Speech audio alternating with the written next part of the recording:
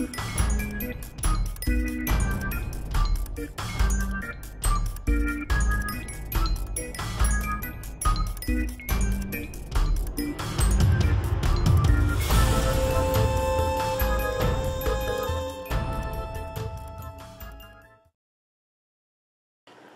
hey everybody, it's Doug here, Doug Mystic Guy on Board Game Geek, bringing you our next episode of our Myth playthrough.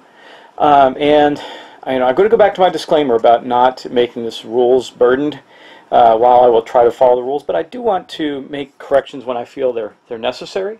So I am going to talk about a few things. The first one was simple, actually. I got so excited about killing the captains, and if you look a little somewhere else on the screen at this moment in time, I'm showing a little clip of where I actually killed the captains. I forgot to do something critical. I killed the captains. I also killed 3 creatures in a row, and I forgot to put the treasures down. So there are 2 treasures left on the board, on the darkness board, and I'm going to do this with them. The captains were right here. So as much as, I probably would have been able to pick them up during the movement, I'm going to put them there, and one of these folks will have to move to pick them up, which is fine. So I'm going to put them on the board and leave it at that for right now. And they'll have to go collect those treasures before we head on to the next board, or they'll lose them. They'll become coins instead, which is okay as well. But anyway, let's get back to some other things. I mentioned this before, but in one of the next videos, or videos prior to this one, but I don't remember exactly which one. So I want to talk about it again. There is a normal and a heavy spawn at the bottom of the Shambler's card. And for some reason, I hadn't played Myth in a little while. I was waiting for my Wave 2 stuff to come in. For some reason, I went back to the back of the thing that's about setup, when you set up a layer, etc. But setting up the layer and spawning are 2 different things. Also, so normal spawn would be 3 Shamblers and 1 melee, 3 melee Shamblers and 1 ranged Shambler, and then a heavy spawn would be 1 Shambler and 1 Soulless. I do need to remember that going forward. It's not a big critical deal, but it's worth talking about. A couple other minor things. I think when I rolled the damage for the Soulless, I applied an extra point of damage. I was not differentiating completely between successes and damage, which there is a distinction. But part of the reason for that is because the way their special hex, which is their ranged ability, reads, it led me to believe I would be doing 1 per die roll. I'm still not completely clear on that, but it's okay. It's not that critical. Nothing so far has been game-breaking. Then the last thing I want to talk about is when I played rage cards down onto the board, I know this too, so I'm not sure why. I think even though I said in my, I'm not going to be rules-heavy focused on this, I'm still trying to think too far ahead. I was placing, when I tried to build up rage for the soldier, I was actually placing them out of their hand. That's not the way you do it. You place them out of the deck, and you put them down. It thins the deck a little bit, and you don't know, you're missing out on some good cards. You don't even know which ones they are. That's how you build up rage. Anyway, those are my clarifications. And like I said, I'm not going to keep on the rules on this. It's just the game just doesn't work well if you do that. You just got to play and have fun. But on things that are fairly significant that could impact your game, I definitely want to add clarity. And then if I'm doing them wrong, I want to steer myself right back in the right direction. But like I said, if I showed you the amount of stapled papers I have that deal with rules, official FAQs, unofficial FAQs, the main old rule book, the 4 different rule books that I've printed after that, the 1.1 release that came out, now the 1.2 release I think it is, on their website. It's just so much stuff. One day I want to sit down and just clearly get the right rules together in one document for myself. But until that time comes, until those rules are actually there, until that time comes, I'm continuing on. So I don't want to waste too much time on that. Let's get started and take our next turns. Now, looking at the board, we've got this board pretty much cleared up, and we just need to clear it and collect those treasures before we continue on to our next tile, which will be the climax to the scenario, at least Act 1 of the scenario. So let me do this. I'm going to use. I'm going to make our Apprentice go first. I'm going to use this Blood of Gaia. Back up a little bit here. I'm going to use Blood of Gaia in a rather unique way. I don't think we need to do... I want to kill both these guys in one shot, and I can, and still evade or avoid killing hitting the acolyte that's on the board. So what I'm going to do is I'm going to... So you don't have to, when you place spells, there's some rules about how you can do that. You don't have to place them in the exact configuration. They just have to match the configuration that's shown here. So I don't have to skip one space right there and then start it in that exact space. What I can do is move 2 up here, which I can still do in this without I'll suffer a penalty of 1 of my d10s. But I'll still get to roll here, and she's got bonuses. But I can then stop here, take this treasure, and throw it right here, getting these 2 right there. So basically throwing it this way, getting these 2. And I think that's what we're going to do. So let's place her Blood of Gaia right there. Now keep in mind, even though I'm losing a d10 because we're doing a full move, she's getting 2d10, an extra 2d10, and 2 fate dice from her Reservoir of the Ancients. Bummer. She won't be able to pick it up on this turn, but that's okay. She'll still move there. She'll move to here. She won't be able to pick up the treasure because that counts as a move. So she'll have to stand with the treasure for the moment, because if she does an aggressive move, which would be to move farther than her 2, which she doesn't have any cards, she hadn't played a card to do that anyway, it would have not allowed her to use her Blood of Gaia spell, but we're going to do that anyway, so I'm going to place this down. Now this is going to trigger a darkness cycle as well. Again, goes here, we have 1 slot open. If she kills 3, we might be in some trouble because she might have to get rid of a whole bunch of her cards. This could be risky, because if she's going to go up to, she's going to kill 2, so she's going to go up to 9. If the next darkness card has a threat penalty, I'll show you one of the ones that exist, a threat penalty here that says on an 8 or better, we're going to be in some trouble, because these penalties, you don't want them. They're terrible, and they affect the whole rest of your session. So, bit of a risk to take these 2 guys out. It's probably not worth it, but we're going to do it anyway. So we get, for our dice pool, we're going to get a d10 and a fate die for our base character. Remember, we're losing a d10, but we're gaining 2 d10 from her. We're losing a d10 for the spell, gaining 2 d10 for her Reservoir of the Ancients, and 2 fate dice. So we're only going to get 1 d10 from that, and 2 more fate dice. And then she's going to get a d10 from her magic wand. Boom! So that's going to be her stuff. Let's roll the dice and see what we get. Okay, here we go. So she did, yeah, she successfully hit. Yeah, no problem. And good news is she did roll one of her symbols, so she's going to get to reduce her threat 1 more down. That's important. So let's do this. So her threat, so she's going to kill 2.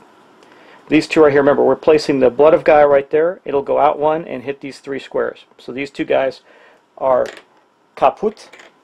This will go up because she casts that spell. In fact, it may go up 2. I got to go remind myself on that.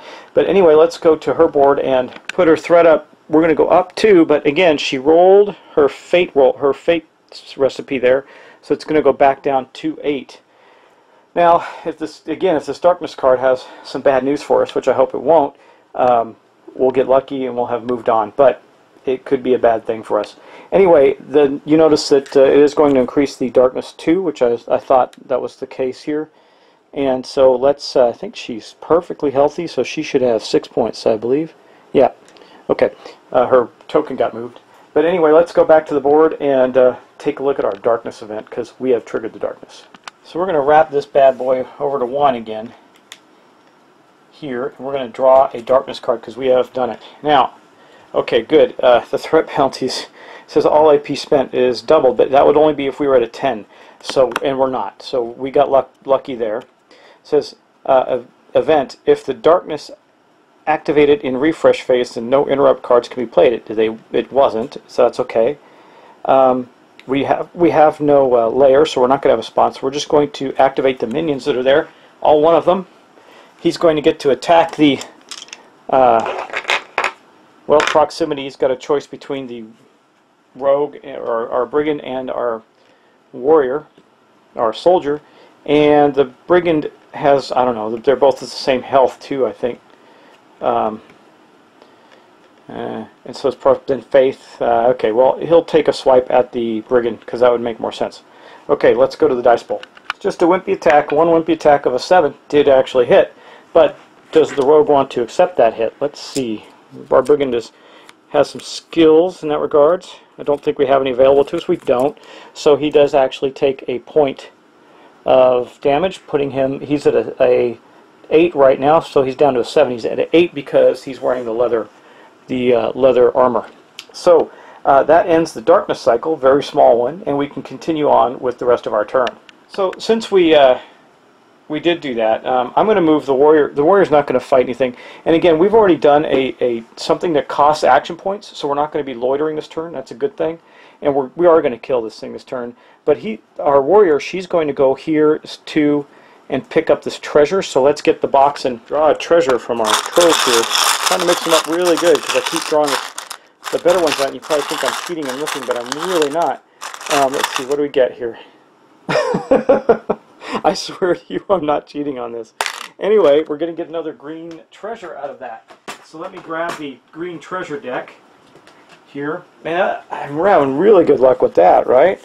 And we'll shuffle up a few. Make sure you can see it clearly. Okay, there we go. Boom. Mythical Cloak, +1 Fate die, and -1 MP to cautious moves. And that's unfortunately going into the soldier's pile. So the soldier has some stuff for the other characters. We're going to get to move around. The soldier is next to our apprentice, so he moved 2, but I don't know, I can't remember on this. I got to look at trading items. Let me just a second. Okay, it costs no movement points and no action points as long as they're adjacent to each other. So we're going to do this. The soldier is going to give the mythical cloak to our apprentice.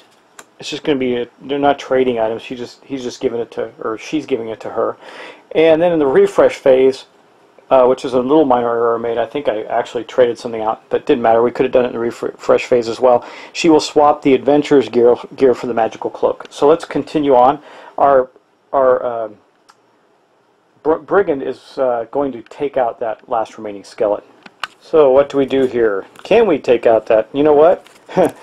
He can't take out that skeleton. So let's look at maybe we'll have our priest go next. He has smite. He can do it.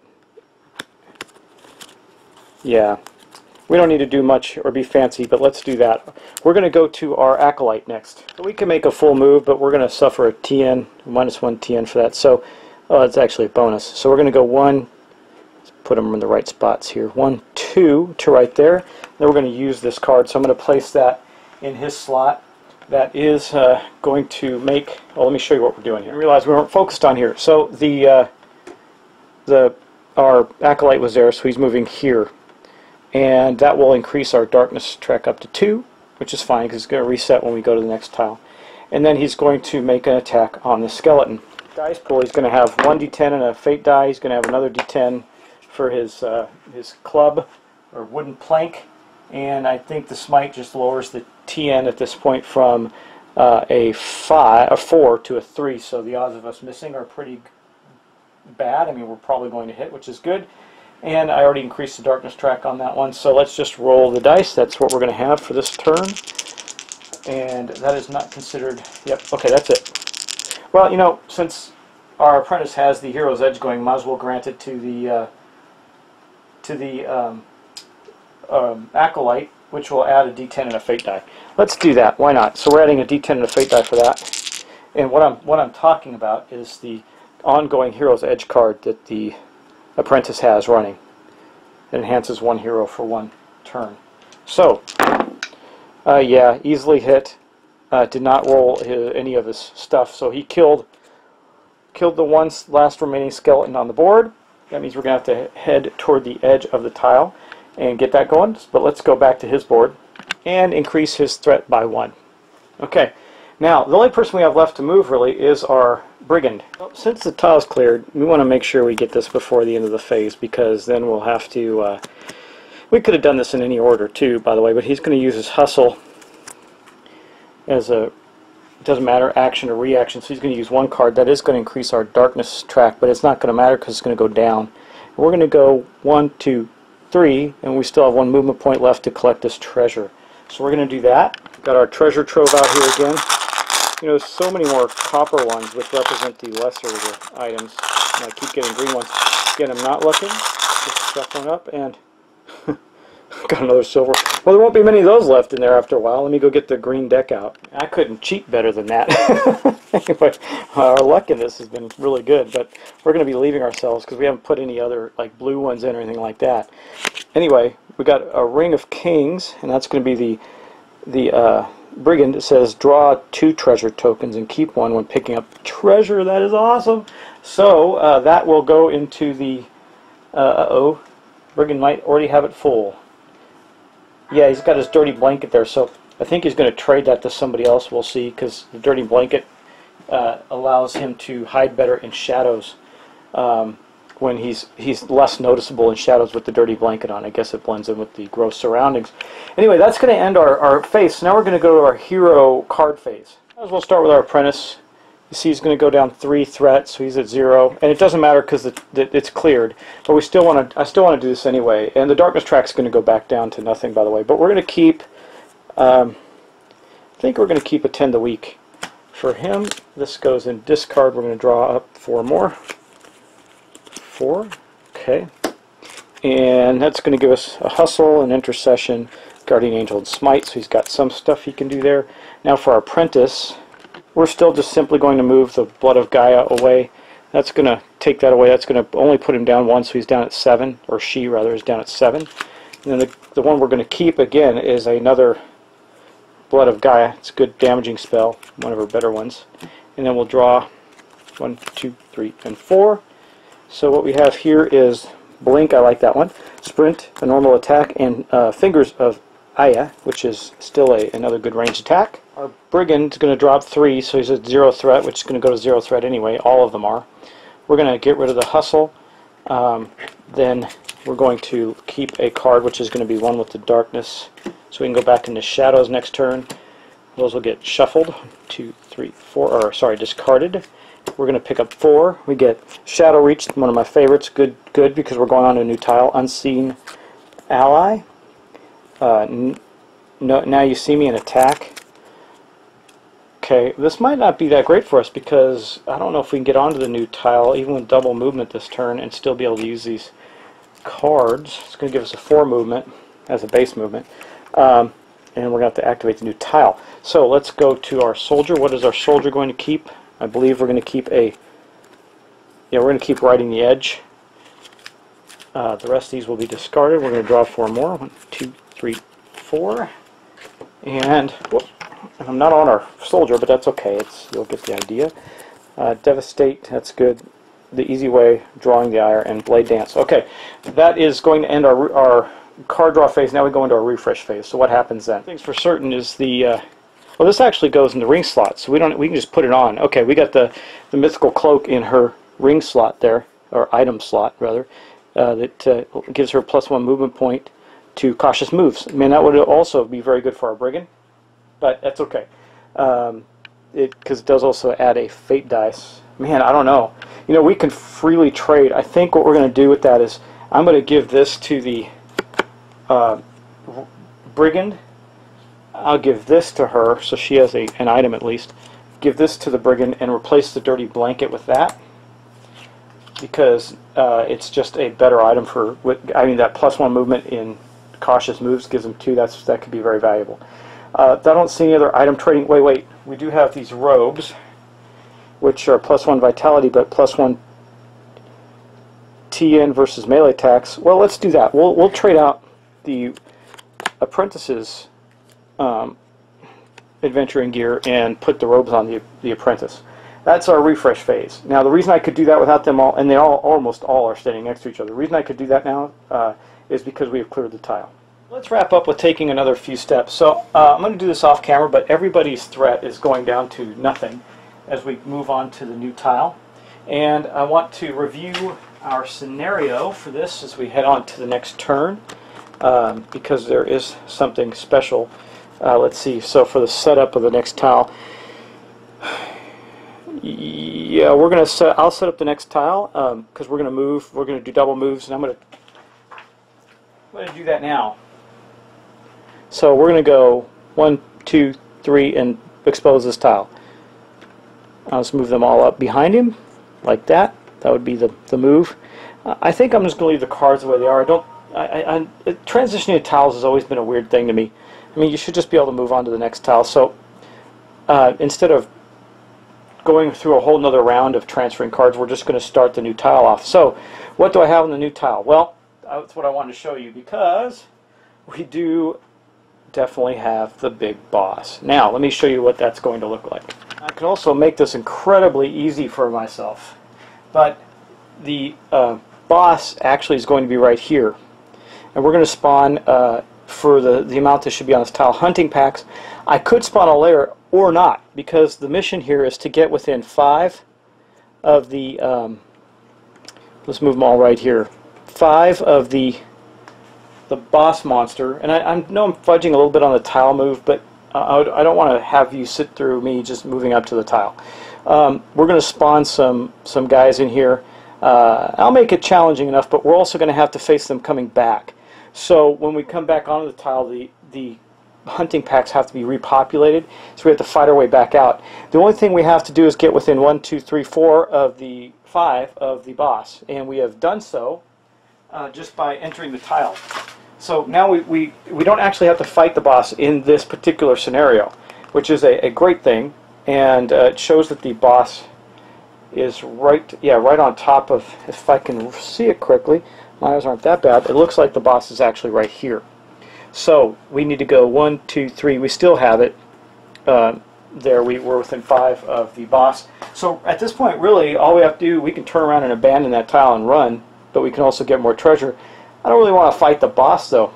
Just to give you an example, this is him, Bones himself, and this is Bones stage 1, so he's not as powerful. We could potentially defeat him.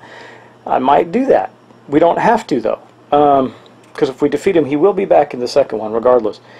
It says that we just need to make it back to the mausoleum, but we're going to repopulate the board as we come back as well. So it's kind of a strange scenario, but he does have a ranged attack. It's oh man, 6. Yeah, I don't know if we want to fight this guy yet. We got some decent stuff. We got a couple of serendipity, but still, that could be rough. And if captains pop onto the board at some point or whatever, I don't have to spawn any layers. It's not a requirement. Both of these have a question mark, I believe, when you do this 6 by 12. I'll look it up and we'll populate it for the next video, because that actually ends our session for today. So I'm going to leave it right here. I will have everything populated when we return.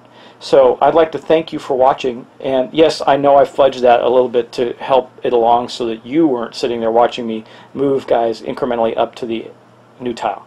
I still think the tile rules are kind of silly. Just I think when you hit the new tile, it should just populate, you know, and then if you come back, you know, you deal with whatever you deal with. In this particular scenario, it repopulates the tile behind us. So I'm going to do that too, since some are on one tile and some are on the others. It's kind of an odd scenario. It's not like you leave the tile and you pick it up off the board. They actually will both be active, as far as I can tell. And all we have to do is run away, but we're going to have a lot of guys chasing us during a darkness cycle.